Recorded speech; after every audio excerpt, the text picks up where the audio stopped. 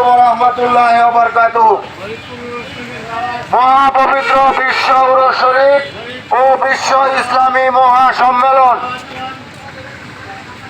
স্থান বিশ্ব জাকের মসজিদ 22 পাক দরবার শরীফ সদরপুর ফরিদপুরে অনুষ্ঠিত হবে।